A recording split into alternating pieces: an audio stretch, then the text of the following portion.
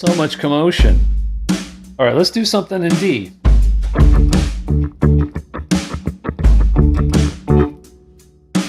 Yeah, I was working on my Ableton template.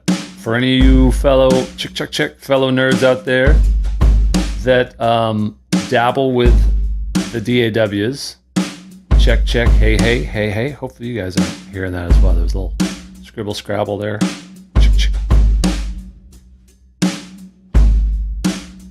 Check, check.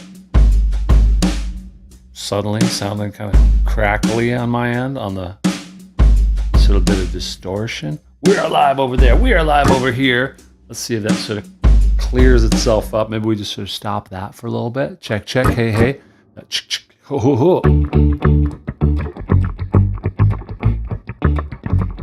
Let's do a little progression. So what I'm going to do today is build several different random progressions off the top of my head. I might ask you some questions about what key you want me to play in or things like that. We'll sort of poll the audience. I'll pull up things like this. So on a scale of 1 to 4, how do you feel about triads versus scales? One being triads are the best. 4 being scales are the best. And then you could answer somewhere in between. So if you're seeing this on the horizontal, I don't yet have it set up to also show up on the vertical. But I think even if you answer with just entering in the comments like 1, 2, 3, or 4, I don't do one-to-one virtual lessons, my friend there, Jake. I have a small group program of 20 people. It's called Fast Forward Guitar Player, and we have weekly one-to-one check-ins. But the sort of good problem was that I started getting too many things going on in my schedule to be able to maintain the ability to do one-to-one lessons. So you're getting the daily workouts when we do the main membership, and that's going really well. We got about almost 400 people there in the main Guitar Friends community, and we do workouts just like this. And we sort of fire up the engines. We'll usually we'll hit this button right here. We'll be like, yeah, and we'll just sort of play more guitar and get the momentum going. So with that in mind, why don't we actually use this? We'll do a warm up here. We'll use, I don't know why that's breaking up. Maybe I'm overloading the mainframe there or something like that. Chicka chow, bump, ba bum. Yeah, ba down, down, down, down, down, ba bum. So let's do some, I'll kill that actually. Let's do some root name recall. Very simple. I'm just gonna we love brushing up on this. We're gonna make sure that we know the names of the roots. So it might be 6th string, it might be 5th string. Play your guitar. Play it and say it. You don't need to answer it in the chat if you want to. If you don't have your guitar, that's great. You'll be helping us as well. But mainly I want you to just do this and try to get quick at naming these notes. So let's start on the 6th string. What about the 6th fret, 6th string? You got to say it and play it, name it. That's going to be a B flat. Can you find a B flat on the 5th string? Right there on the 1st string. Love it. Can you find a G on the 5th string? That's up on the 10th fret. And I'm playing little bar chords there too to kind of remind us. Yeah, my YouTube is under the same name. I'm seeing Zach over here on Instagram. YouTube is just Guitar Friend Tim, and I'm streaming there as well. So pick your poison as far as whether you want to watch it on the vertical or watch it on the horizontal or all the things. Okay, how about a G sharp, but play the G sharp on the 6th string. It's going to be the 4th fret.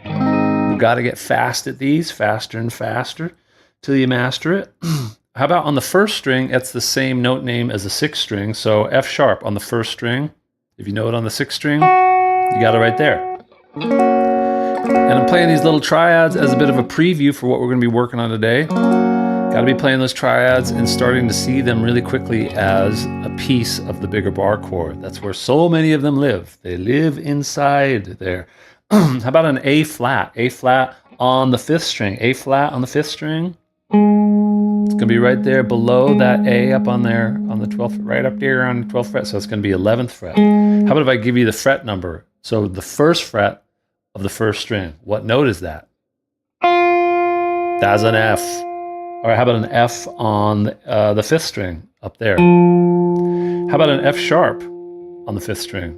Don't overthink it. It's right there, F, F sharp. You can find these sharps and flats by just thinking of your more familiar, friendly, E, D, C, all those, for example, E flat. Think of E and then just go down 1 fret. Deflate it by 1 fret. Same thing on the 6th string. E, go down 1. 1st string, go down 1 right there. Let's do some, we're gonna play, the warm-up's over. That's it, gang, boom. Cool, that was good, that was fun. Yeah, so we got the kid yelling things in there. Love it. Let's do a little kind of groove here now in D.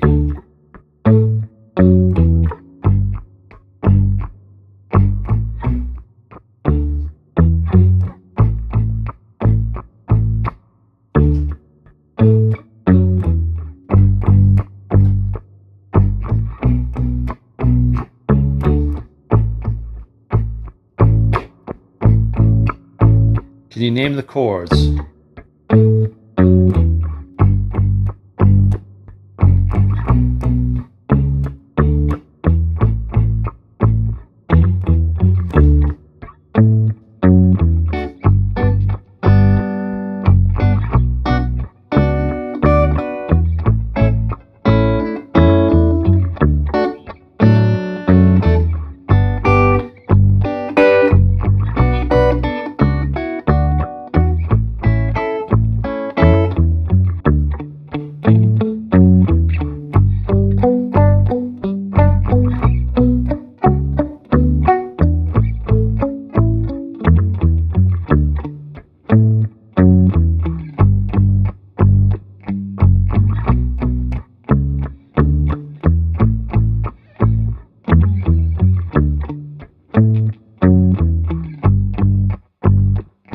Some slap delay going there. Who's got the chords? We got D. We got Zach White coming in hot with D, G, B minor, and A. Love it. You are correct, sir. Let's go over to this screen here. Start by just making a map of the chords. And if you know them, that's great. As far as the numbering, Nashville number system, the chord number system, very useful stuff. It's a 1-4, sorry, not 2. Yikes, oh Pete, oh boy, what is it? I could have made that a trivia question. I could have said, which one of these is wrong? Okay, let's look at these bass notes. Why? Because that's a very familiar way to locate the chord progression. This is what I like to call the T shape, because it looks like a sideways T, like a T turned on its side. And this is our home bass. This is our 1 chord, that's our root. And I'm gonna move quickly today, and we're just gonna move through these things. Let some of these ideas just sort of collect as you go. Meaning, if I hit a topic where you're like, wait, I don't know those numbers. Well, of course you don't, because today you don't. But as you learn them, you will. And as you learn them on the fly, sometimes it's better just to see someone demonstrating something. And that's what this is all about. So if you're not familiar with this, just let it flow. And trust me that this is stuff I use all the time. So I listen to the bass line to try to spell out what the lowest notes of each chord are. Oftentimes that's going to be showing me the way to the roots. That lowest note being the bottom floor, the root of these chords. So these are classic bar chords. Now what I will do is that I'll start spelling the triads that live right up there on top of those familiar bar chord shapes. Right, so if I play the full bar chord, there it is. And you can see, just by where those dots are lighting up, if I just play the top 4 strings, I've got a triad, another triad, triad,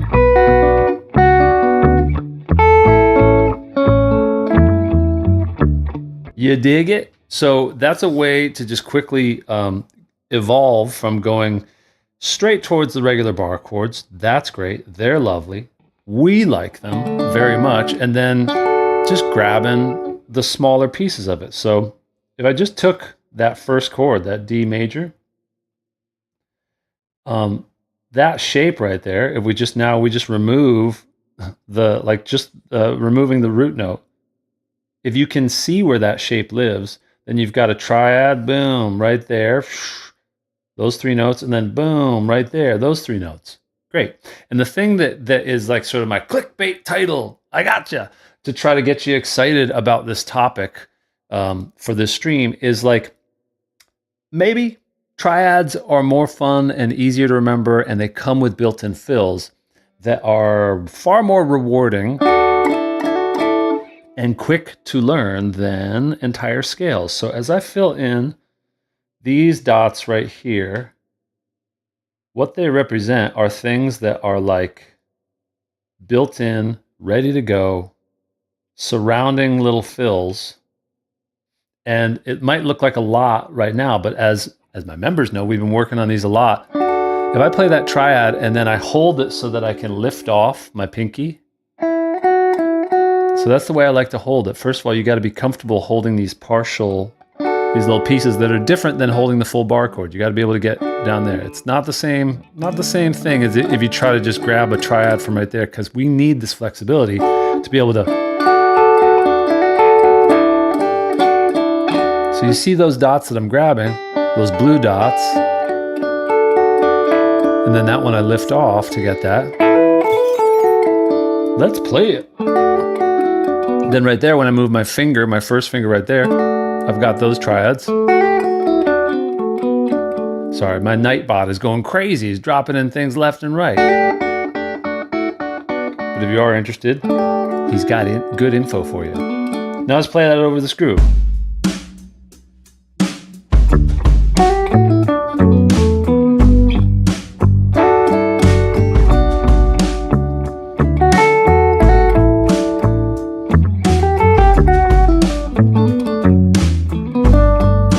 I'm playing through these different chord changes whilst just hovering over this D major triad.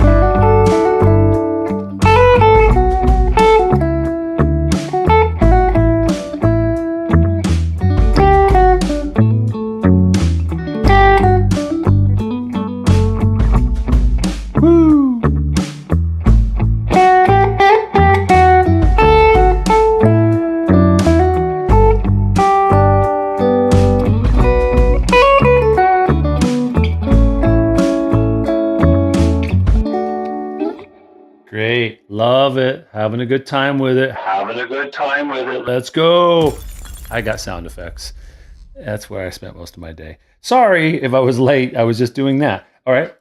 So let's continue on to the other shapes. Harmonizing with the B minor. That's great because the B minor is the blank in relation to the D. This is your first trivia question.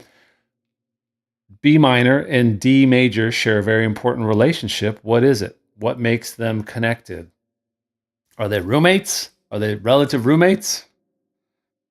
Are they kissing cousins? What makes D major and B minor, the 1 chord and the 6 chord, so important?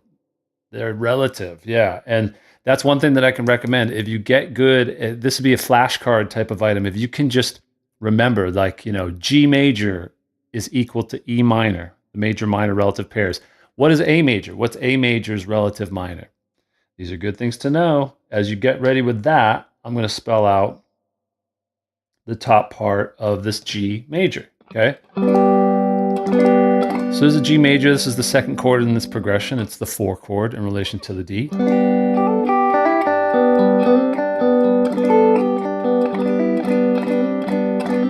By the way, if you're watching on Instagram, I think the power word there, if you comment mastery, comment mastery, you'll get info on this month to mastery. We're in the middle of it, but anytime's a good time to join, and all of the recordings of the live workouts are there, so we're building an archive of a really structured lesson path through these great songs. Oh, and the people love it too. They want more. Yeah. All right. So on this shape right here, it's just the top 4 strings of another one of these majorly awesome bar chords. And I put that other one there underneath because that's a really nice note to remember, that if you do that hammer on there, it's really satisfying and it gets you. So these are what I call the built-in fills, because you don't have to go anywhere else thinking of a magical scale. I love scales. I've put a lot of time into learning scales. We could do that. But for the most part, when I ask people to play scales, and tell me if I'm wrong, The moment that we switch over into playing a scale, our playing gets more linear, and it usually gets more like, I'm trying to be a good student. And then we just try so hard to learn the scale, and we spend all day and all night, and then we start repeating things that we think we've heard, which is like, well, I guess I just got to practice 11 hours a day, and repetition is just going to get me there. And it's like, maybe, not really. Not when you do it that way, but when you throw it into a song, such as we are now, you might just pick up the notes of the scale, because these are all notes that are within the scale, within the chord, and then you're going to find yourself playing some things that are kind of interesting. So check it out. Just on this G chord, we'll get ready for that. It's the second chord in the progression. Here we go. Let's try it. A 1, 2, starting with D. Now we're doing this. Pretty nice, right? Okay, so that, and exactly everything that's happening right here, we could do that on what other chord? What other chord could we do that on in this progression? What other chord could we do that on in this progression? And actually, we'll use our poll at the top. We've got 4 chords. Well, you can't answer multiple times, so forget that. But tell me, what other chords could I use this shape that we were just practicing on the G in order to make it work? Yeah, on the A, right? Because we're very familiar with these sort of like magical bar chord shapes, right? In fact, I think maybe even I can just sort of grab it and scoot it. Like, whoa, the power of the internet, bro. So we just scooted those exact notes right there to the A. Boink. Oh, and I scooted them back. And then I scooted them up. Ah, dude. What do you think might be important in order to get good at this type of fill? What do you think might be an important thing to remember about your playing? To try to keep in mind, to make sure that you can play these things, because how's it going on your end? Are you trying this right now, and what's something you're bumping into? Thank you, Matthew. Appreciate it. And to anyone that's making a comment, and if I don't see it, I apologize. Too many screens. But as always, I'm just trying to do my best. Eric the Red with a great answer. Light touch. Yeah. Right away, I think that's kind of the jackpot. If we squeeze too tightly, as my man Eric the Red knows, because we did an awesome episode of Run the Gauntlet a ways back. We need to do another one like that, where he had to learn a song and play it in front of me after practicing it all week. And part of it, he had asked for a section in the song. I made a custom song for him, and it was like to have a section of the song that was kind of those nice sort of like hammer-on pull-off kind of things from like sort of a Hendrix style thing. And the reason that the light touch is important is that the harder we squeeze, the less flexibility we have with these other fingers. So if we're overdoing it with like the clamp, because when we play a full bar chord, we hold all the strings. So we tend to think, gotta hold all the strings, otherwise I'm not doing it right. But when we do that, we limit all the tendons and the ligaments and whatever's going on here to allow these fingers to be free. They can't be free. So we got to just relax as much as possible with how we hold this partial bar here. So the thumb there behind is just kind of showing that you just want to have your thumb right where the finger is. Just squeeze enough to get those notes down so that the pinky can be the star of the show here, actually. And as you get more comfortable with letting go of the triad and then being able to grab it again, you can do things like, this is where we're headed. You can have these really nice arpeggios. Arpeggios, that's just that fancy Italian pasta word for spelling out the notes of a chord or any kind of sequence you like, any sort of pattern you like. So right there. Yes, are we playing notes from D major? Of course. But we just did another sneak attack on it. We didn't get stuck into thinking like, I have to play a scale. I'm worried about hitting the wrong notes. And as long as I do this, the internet said I would sound good. And then you look up and nobody's there. Nobody came to the gig. Like if I just practice a scale, sure, I'm practicing my scales. It sounds not bad, right? Sounds okay. It sounds like ketchup on everything. Nothing wrong with that. But the moment I say, well, I want to start playing like chord tones and get more intentional. Oh, triads. There's the D, G. Now we got this B minor. Now we got this A. arpeggio. Just simply spelling out the triads.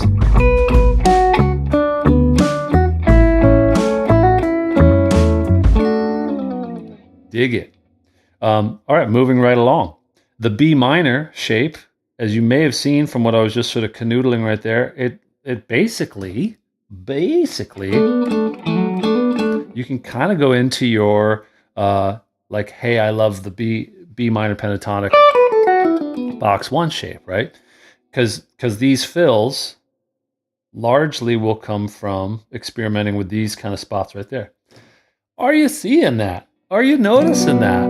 Are you loving that? Does that make sense? You can see the B minor chord there, right? And the pink dots just represent the top 4 strings. Love that. Familiar with that. And then the blue notes should ring a bell or 2 or 12 to remind you of like, oh, that sort of very much looks like good old-fashioned B minor pentatonic. And that could and should and would work. Let me grab another drum beat right here. Let me see. Sure. Nice and smoky. Let's grab that, drag that in there. I'm so excited. I'm such a nerd for Ableton. It took me a while to get into it. Does anybody out there, any of you guys use a DAW of choice?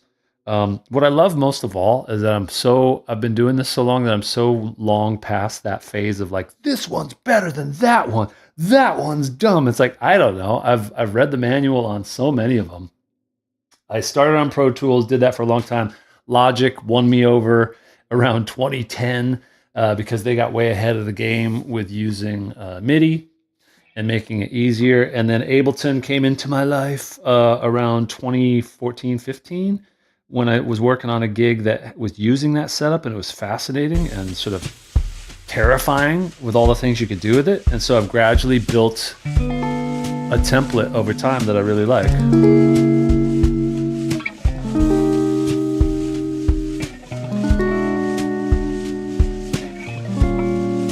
These are fun chords.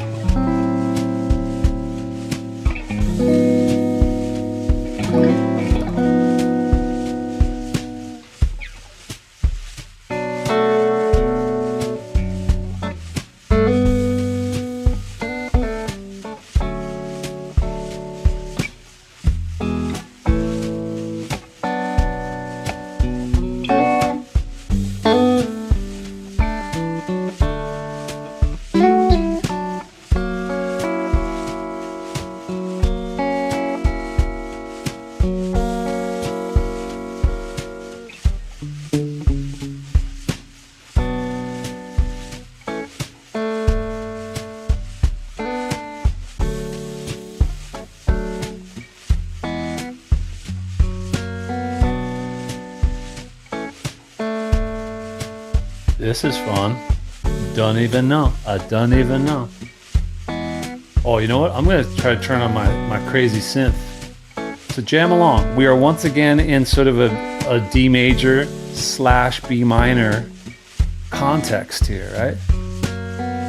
Let me see if this little crazy synth over here is going to agree with us. Ba, ba, ba.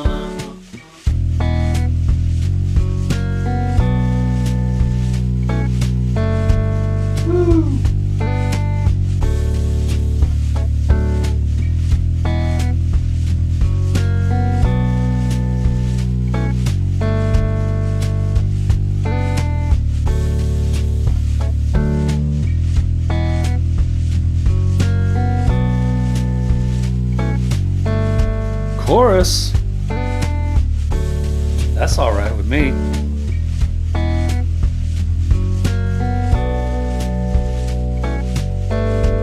Woo!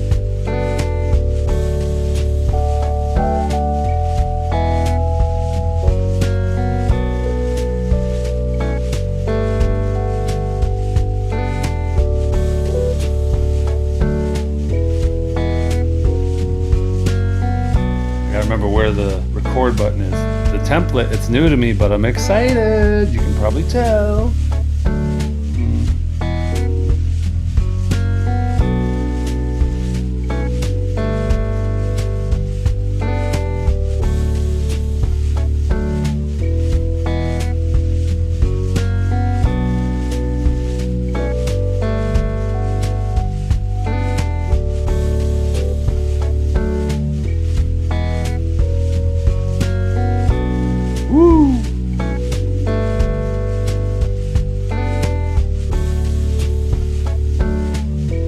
This is so good, I'm going to switch to acoustic.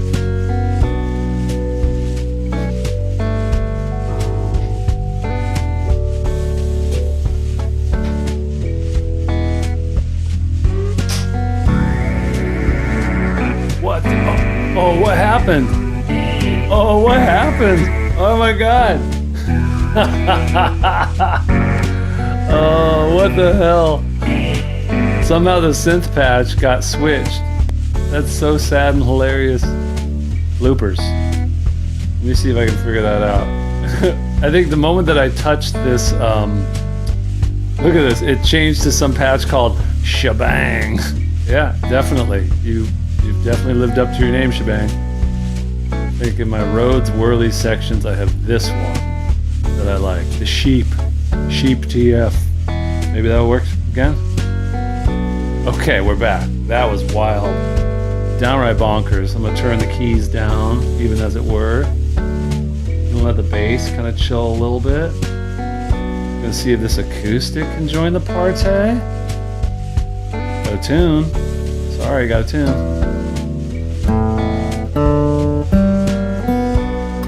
So hopefully, look, even though I've just been sort of doing my own thing, which I do often, I go from talking a lot at you to then suddenly just being like, let's jam.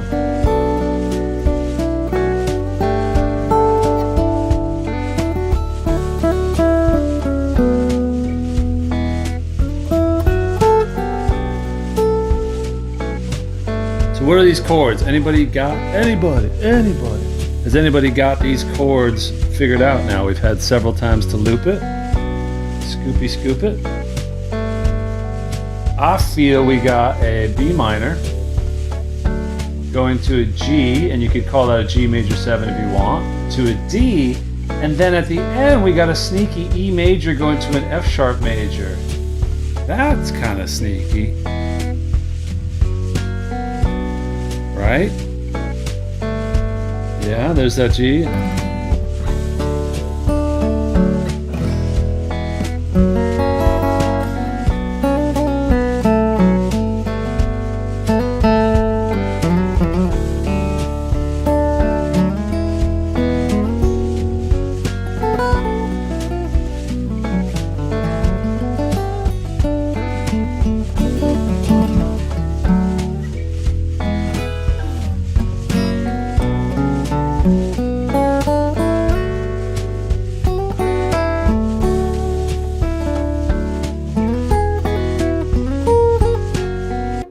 Breathe, otherwise I'll just canoodle the night away. What strategy might you take if this was the jam session? And which part of this progression do you feel like comfortable with, and which parts do you feel like uncomfortable with? Because I think maybe what I'm stumbling into, no real script today, other than like, we're talking about triads and how to get the most out of them so they can get you playing what sounds like really free and easy, and like sounds like you're playing like lead combined with rhythm, and that's what we want. That's the stuff that results in comments like, oh man, it just looks so easy. Someone's playing so freely up and down the neck. Most of the time what's happening is just a combination of this. So when we're playing over this, for the most part, you can cruise through it with sort of a B minor blues. So I left up these dots here because this entire shape right here, again, the pink dots represent that B minor chord, that triad, like triad right there and another triad right there. And then those blue dots, they spell out that familiar shaping of good old-fashioned B minor pentatonic, minor pentatonic box 1. Fabulous.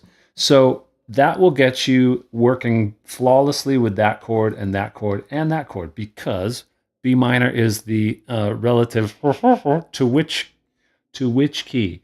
B minor is the relative minor to, what's the relative to that? Charlie Brown's parents are checking in to say, is the relative major to B minor. Sorry, I am a nuisance. Cool. That's fun.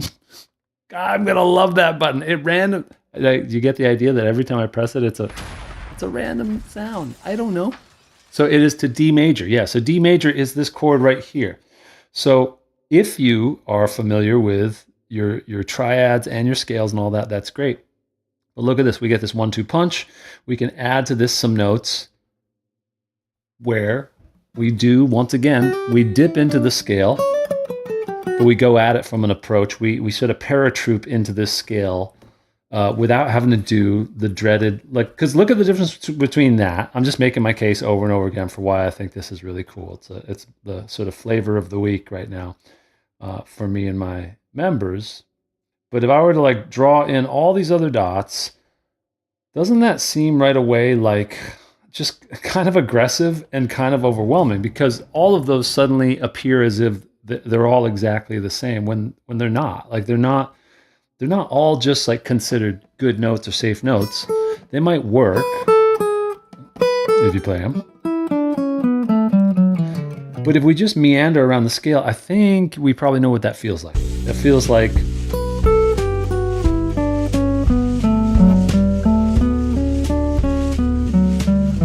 kind of hoping, right? Just sort of hoping that we're going to hit. Doesn't sound bad at all. It all sounds consonant, meaning it all meshes. But the moment that people want to know, okay, but why? Well, why this note? Why not that note? And when and why? And all those important questions. Well, then let's take things away. Let's scale it back to just that for right now. Shorten it to 1 octave.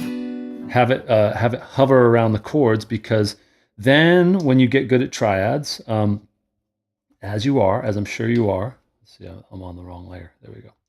Then when I do this, with those pink dots, I just lit up a G major triad. A G major 7 would actually be exactly what we started with. So there's the B minor triad. If you know that also is your G major 7, that's a G major triad, a couple of triads right there. And then we want that D. We got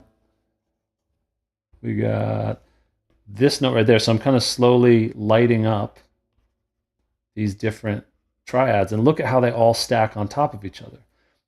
So you're just grabbing different chord tones as you go. And then when you get to this E and this F, this is just the novelty. That's the exception to the rule in this case. So then you just got to be able to move with the triads, because then if you stayed stuck in that scale, it's not quite going to sound as cool if you're just playing a D major scale or B minor scale through that sequence of chord changes there, because that E has a different note in it that you're going to need. You're going to need that G sharp, which doesn't occur in that scale, as well as with that F sharp. So back to that first progression. Let's say for those, we could just sort of target, like there's an E triad shape, and then I could go. Why not? Why not, I say. All right, so that's our strategy. That's our pregame sort of chalkboard talk. And I want you to find your way into a part that you like. And a part is just something that you want to repeat. The magic of guitar parts is that they basically they represent the decisions of the player to be like, I'm going to play these things during this part, and I'm going to play these parts during this section of the song. We know this. We know this with our ears. We just got to start asking our fingers to be a little more intentional with it. Let's go for it. All right. Breaks over. Here we go. A 1, a 2. You know what to do. Here we go.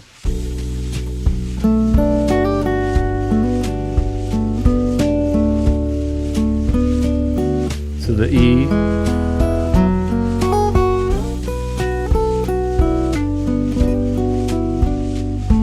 There's that D triad. E. And then wherever else you have a level of comfort with these triads, you could totally play like the B minor, the G, and the D in a different spot. For example, as I fly by here, there's a B minor. That's also there's a G, and then there's a D.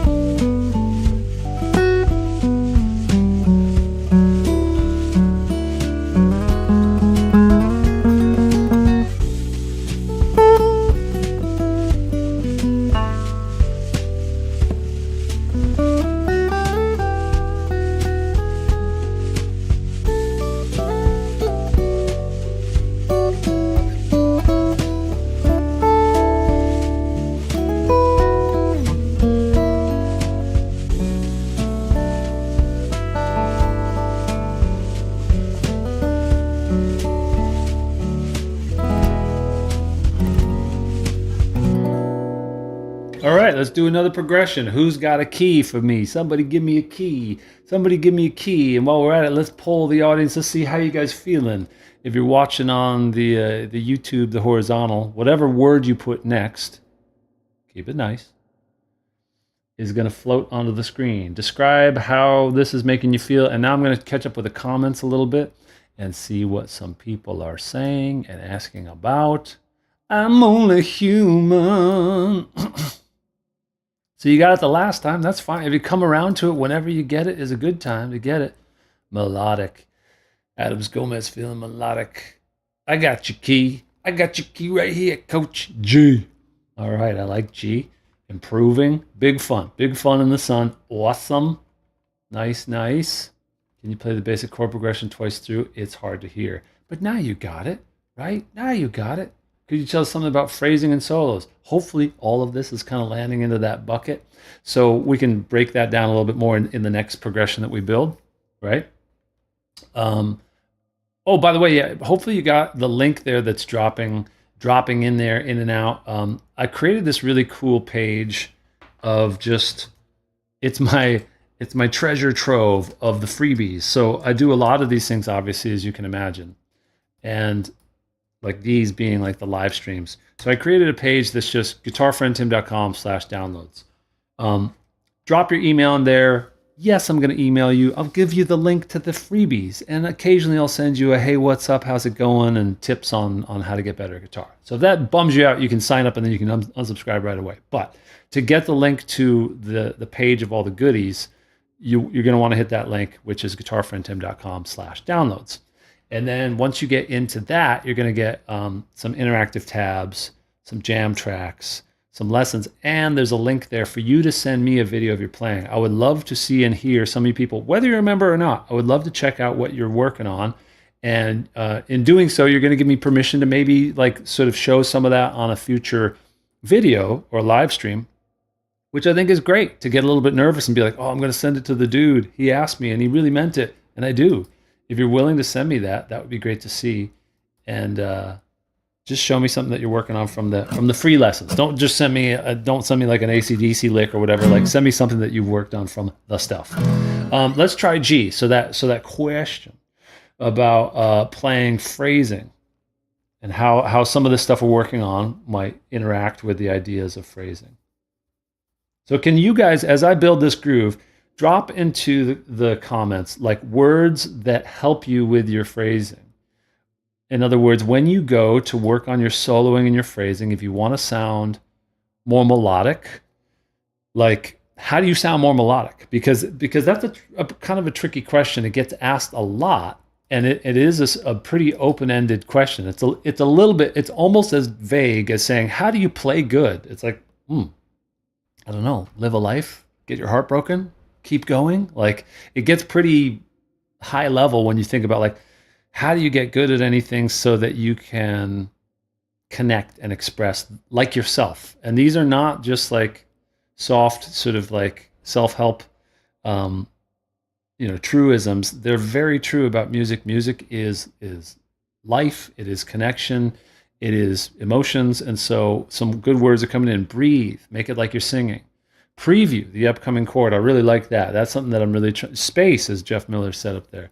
And I like sometimes highlighting some of these. Play the 5 right before it changes to the 5.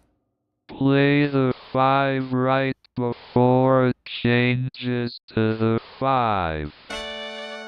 Absolutely, Eric the Red. You are correct, sir. I'm more like a morning DJ now. I love it. Drive time with Cyclone. Power drive time. We're getting the Triads going. Independent Alex. Stick around after the break. Anyway, you got to look ahead. You look ahead and be ready and be prepared before those things come flying at you. So let's do exactly that. Let's get into a jam here, and let's work with G. Let's work with G. I'll get a little drum loop, a different one. I use a lot of samples from Yurt Rock, by the way, if you're wondering. That's cool. Ooh, that's funky. Make it a little bit tiresome on our ears, though. Let's try this one. This one almost feels like a 90s, feels like waterfalls. Don't go chasing waterfalls. Maybe we'll start with the keys here.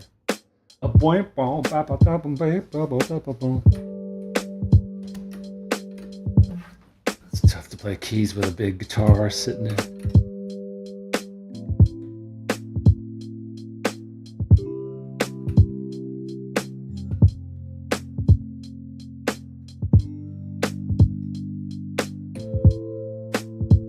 I like that.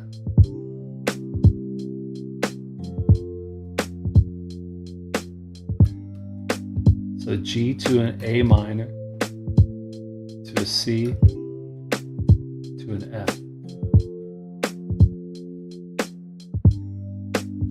I'm throwing in some different things here, gang. You gotta be ready for it. You gotta be ready for it. I'll go to the synthesizer again.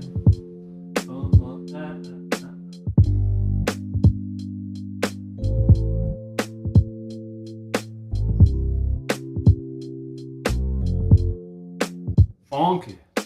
Boom. Oh, did it change it again? Gotta be careful with this here thing. Wow.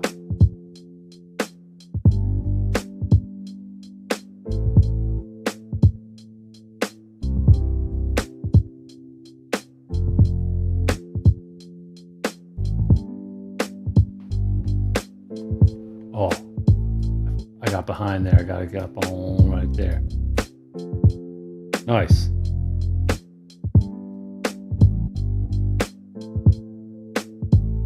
Ooh. Yeah. So I'll lay down a little just mellow acoustic guitar, and then I'll switch to the switch back to the electric.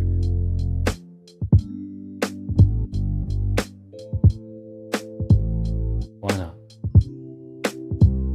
I'll do some delay too. Yeah.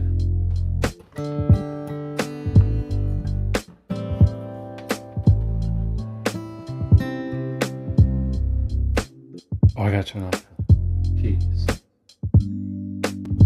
because this plays with it.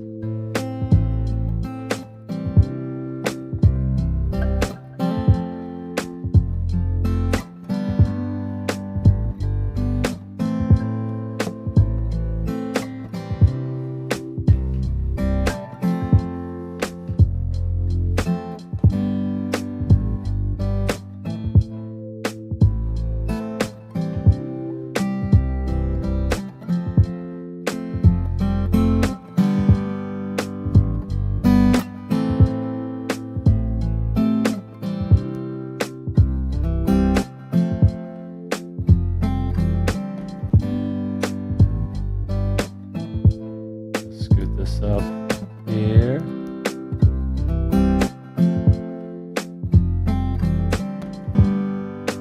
What happened? What happened? Did it play it?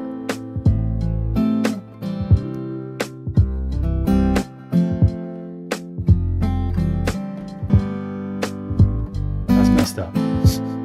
I gotta try that again. I got excited. 1, 2.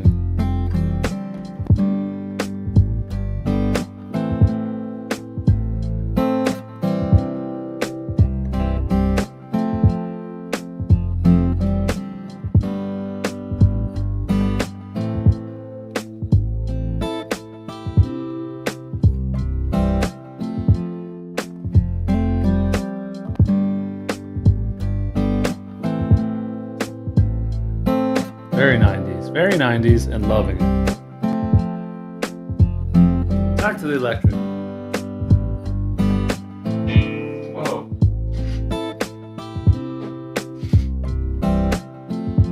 All right, check this out.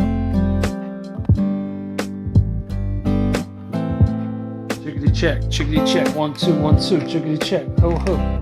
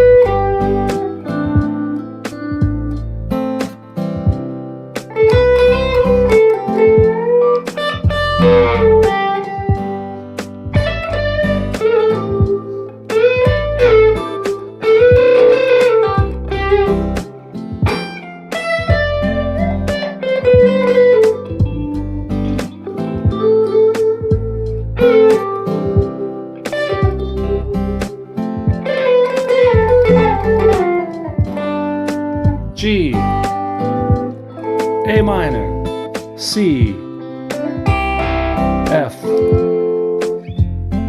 Get those spelled out. So 3 major chords, 1 minor chord. What key are we in? This is actually a really good question. What key would you say we're in?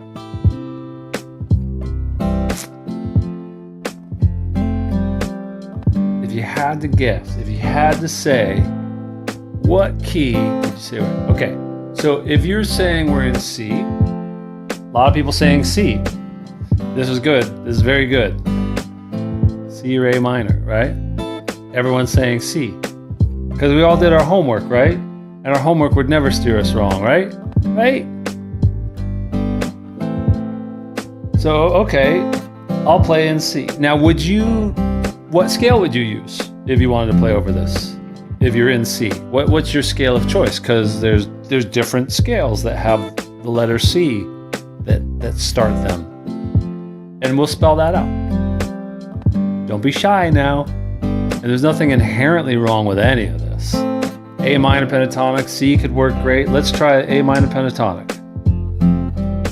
So if you look at those chords and your brain says, well, C and F and G, they all go together as a 1, 4, 5 in C. And then A minor, well, that's the relative minor.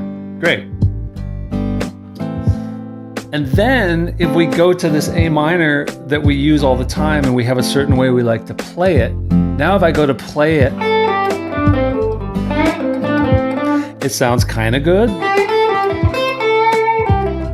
It sounds kind of good.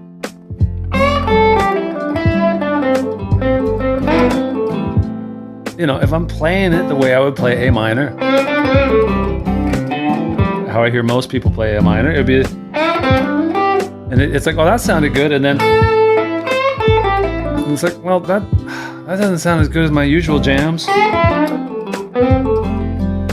So I see some other guesses now coming in as G mixolydian. Nice. C major scale. Let's try the C major scale. Let's try bringing in the C major scale. Okay.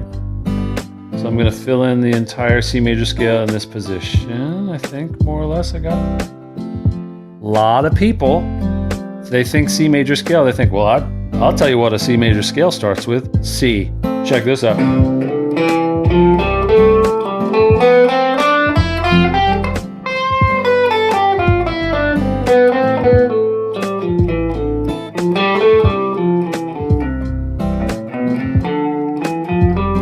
It's not wrong. None of those notes are wrong.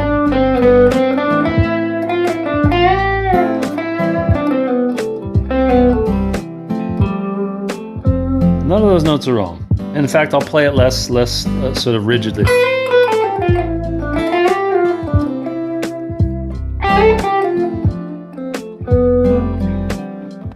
Okay.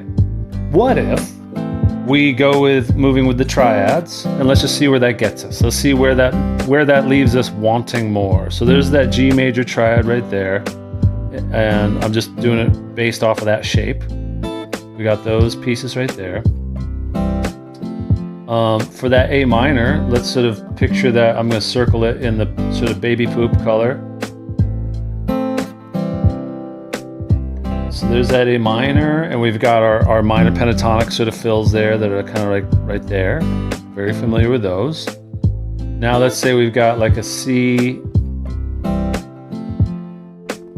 major that happens right there, right? And there's an F triad that happens right there that's based off of that. So it looks kind of crazy, but you sort of get the sense of it if we just play through these triads. And then we've got the C major, and then we've got this base of that F right there.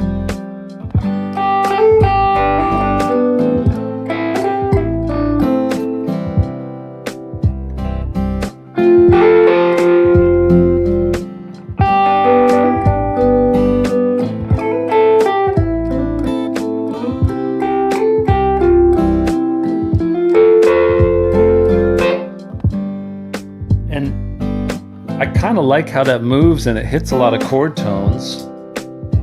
And it also has these nice decorations, yeah? So G major pentatonic sounds good too, says Shizzle Sticks. F sounds good.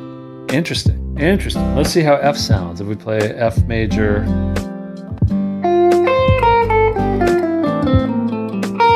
It might get a little bit tangy in some spots. There's a lot of overlap. So that kind of starts to veer away a little bit. What would be, do you think we could possibly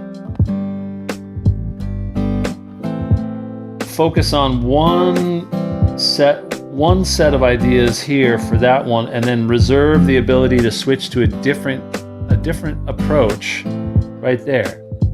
I think we could do that. Meaning, where was it ever written, take a breather from the track, where was it ever written that there's only one key that a progression stays in the whole time? And I think, how many of y'all feel like that there's usually one key that you need to know what the song is in, and then you can just clamp it down and be like, all right, I'm in that key, and then we just let it rip. I think a lot of us go for that mentality, because that tends to work for simpler songs, and maybe for blues, and maybe for certain rock tunes or things like that. And that usually comes from a place of like, how do I make sure I don't play any wrong notes? Somebody please show me the scale, the shape.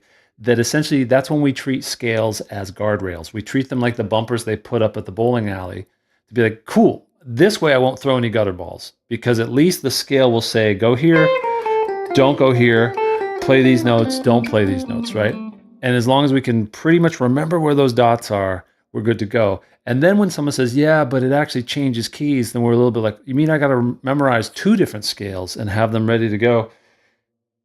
That would be what you would have to do. So what if the triads, and moving with the triads, basically gets us half of the way there? Because if we're just playing the chords, aka if we're hitting the notes in a triad, we can be guaranteed that those notes are going to work because they move with the chord changes, right? And then if we have some of these built-in fills that we can experiment with, and trust me, not all of these built-in fills are going to sound the same or sound equally as good. So you will have to pick and choose which ones really hit your ear and feel like, yeah, give me more of that. So I'll erase these so you can just watch the green dots. And if my whole approach here as I play through is that I'm just going to be hitting the triad of the chord, and I'm going to be adding some of these built-in fills that are just right nearby. Some of them will sound better than others.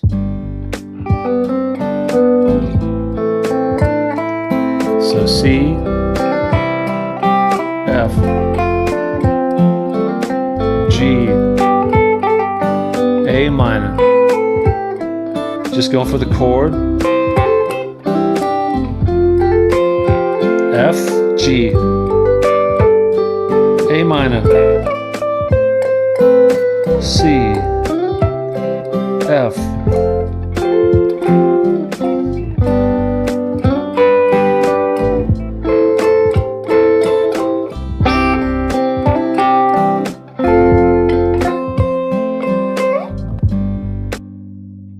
And then if I combine that strategy, like maybe that gets me just sort of like in the game, right? I can at least play those triads and put some decoration in there. I can sit in perfectly in real situations, like let's say this was a jam session with some friends, and let's say every other person in the jam is playing cowboy chords. And they're all looking at each other and we're all playing the same chords.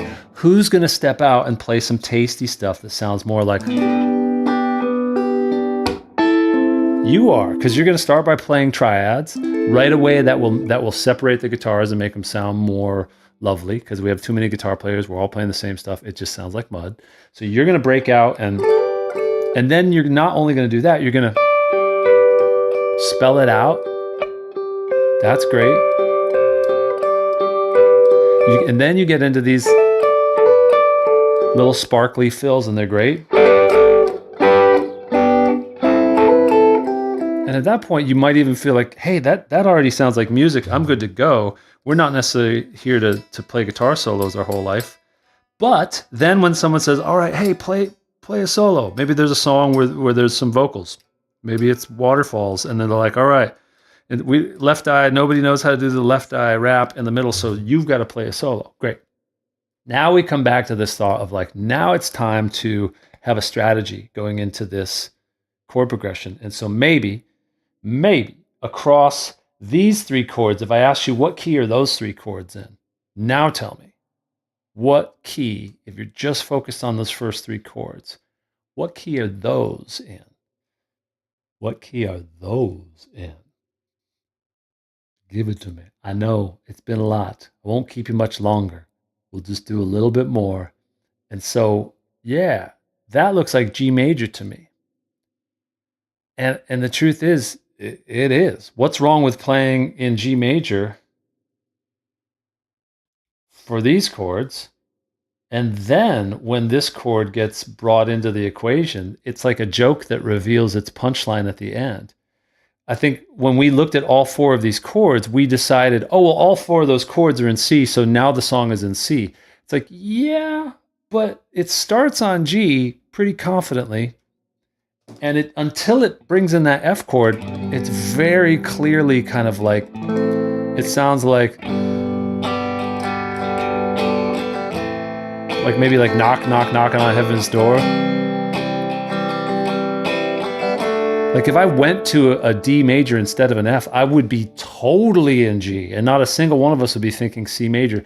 So why would 3 out of those 4 chords being in G not hold any weight to kind of, you know what I mean? Like, I think our eyes got there first and we thought, oh, we saw the pattern that those chords are in C, and technically that's not wrong, but it throws us into a different emphasis than if we regard it as like, you know, let's say we didn't know what that chord was. We got G major. Or let's say if that chord went to a D, that's all in G major. But now we can have this really cool approach of like, once I hit that F chord, that's an opportunity. And I put a star there just because I think this is far more what you're looking for. These are the droids you're looking for. You want to have a sense that you're looking forward to something. You're previewing something, as Eric the Red was saying, within music, meaning you're getting ready for like the verse as it leads into the chorus. You're getting ready to stomp on your fuzz pedal for the big, you know, lift into the chorus or the breakdown. You're getting ready for, you know, the solo. You're getting ready for the breakdown. You're getting ready for whatever it might be. And you're getting ready for that 4th chord of the progression where it's time to bust some of the awesome, cool C major licks. F major. What we were saying C major. Yeah. So C major would create, who can tell me, someone else has already said it, if you play C major over a progression that's otherwise rooted in G, what's the sound that you're bringing to the party? You're introducing the sound of, yes, it is a C major scale. But if you root that C major scale with G as your headquarters, as your sort of home base, what does that make your C major scale? Because remember, the scales, they're just a collection of notes, right? I don't read the comments. Shit, sorry. No, I don't often because I am busy juggling all these things. I mean, that's worth it, right? So GM, I'm hoping that stands for G Mixolydian, maybe? Yeah. You know what I mean? You know what I mean? Now I'm just busting your chops. Don't worry. It's okay. I'm a fun guy. I'm a fungus. See, sometimes the sounds are perfect. So yeah, when we hit that F, let's think G Mixolydian. And if you're like, holy cow, what's G Mixolydian? Mode alert, mode alert, mode alert. No, you've already said it. You've said C major. When you play a C major and you start it and end it on G, so guess what? Let's say we put up that A minor pentatonic, just like we did before. And let's say if we turn that into a full C major scale. You're like, wait, why is he doing that? I thought we were in G. Now, where are the G notes within this shape? Can anyone tell me? Like, name the string and name the fret. And then I promise we'll wrap up. And then you'll see, you'll hear, you'll all see. So that's a C major scale. So we weren't wrong in our detective work to say that looks like those all come from a C major scale. But we're rooted, the sound that really wants to begin and end this progression is, it would sound weird if we were going around I mean, it wouldn't sound bad if we end this progression on C. 1, 2, 3, 4. Wouldn't that sound a little bit A little bit All right, so nobody's answering me now. I guess I'm just coaching in the wind. Kadar, thank you for answering. 2nd string, 5th fret. Let's see what we got here. 2nd string, 5th fret. Oh, 2nd string, 5th fret. That's an E. So we need a G. Where would the G be? B string, 8th fret. Boom, shizzle sticks. Nice work. Love all the guesses. Don't be shy, everybody. Where's another one? There's another G in here. Where would another G be? Where would another G exist within this shape? Checka boom, boom. There's definitely one more. We got to be able to find these. Use your octave trick. There's your preview. 4 string, 5. So the 4th string, 5th fret, boom. Okay. Y'all get that now? So here's what we're going to do. You're going to be playing, let's do triads as your approach, as your strategy for the first 3 chords. So even though I don't have those dots up there, we've been talking about it the whole time. We're going to go with our G triads, meaning from the key of G. We've got G, we've got our A minor, we got our C. Then for only one chord, for this 4th chord, which is an F, we're going to play some stuff that we're going to emphasize the G within this scale. This is what you're ready for. So if we just randomly play in this scale, that's okay. It'll kind of work. We're guessing. But if we focus on, and so in relation to C, G is not the 7th. It is the 5th.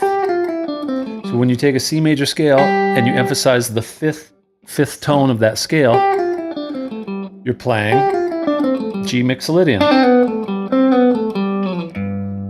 Let's try it.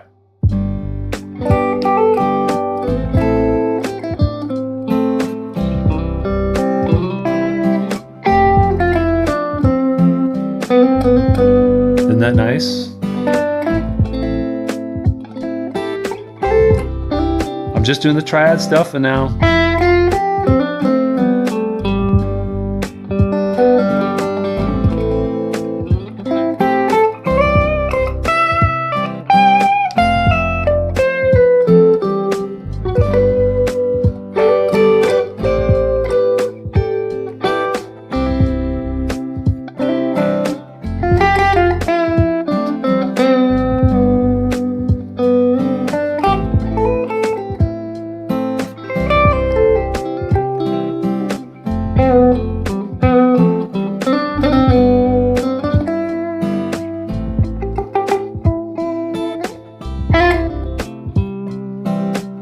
let's see if I play regular G major. So our ear has already sort of moved over to that G mixolydian. It does, like if I play that regular major 7, it really kind of sticks out like a sore thumb, right? But I can kind of steer it back if I keep emphasizing that.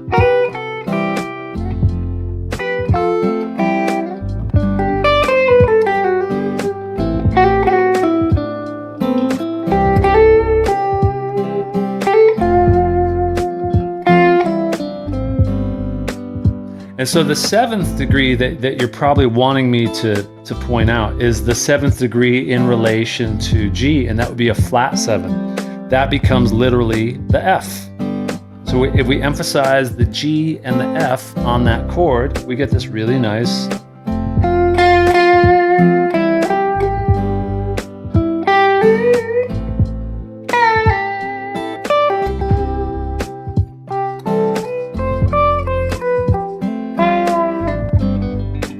All right, any questions? Hit me up before we wrap up. You guys are amazing. Appreciate you being here. Do hit all the links and check out my stuff. I'm a fun guy. What can I say? Whoa. Yeah, my members are amazing. One of my favorite aspects of the community is that people that have just joined us like 2 or 3 days ago, this is happening every single day I see it. They come in, they join, they get welcomed by a bunch of amazing, friendly people, many of whom are right here. Jeff Miller is among them. And, I don't even get there first most of the time these days. For a long time, for about a solid year, it was me just being there like, hey, it's Tim. And almost making somebody feel like claustrophobic. Hey, it's Tim. I'm here to say hello. Now a bunch of my guitar friends get in there and just spontaneously write these really warm, welcoming messages. And then that person who just joined us, I swear to gosh, in like 2 or 3 days, they're back welcoming new people. And the opposite of a vicious cycle, the loving cycle, just rolls and forward. So we do these workouts 4 days a week. We do quick, compact versions of workouts like this. And then on Fridays, we have a Zoom call. Moy knows, Moy's new. Kent has been with us for a good while. Shizzle Sticks is brand new. And everyone's having a good time. So yeah, all the info is there. All the links are there. guitarfriendtim.com. I'm Tim Fagan, Guitar Friend Tim. Yada, yada, yada. And I'm just looking to see, are there any last questions? Does hitting like help? Sure it does. Thank you, Ken. Hitting like, sharing it with your dog, sharing it with your friends, printing out this live stream would really help me out a lot. Watch the toner on that one. But please enjoy yourselves. And let's see all these crazy things we can do here. Yeah, check out this. Whoa. Woo. The big delay, right? Oh, yeah. Yeah, yeah.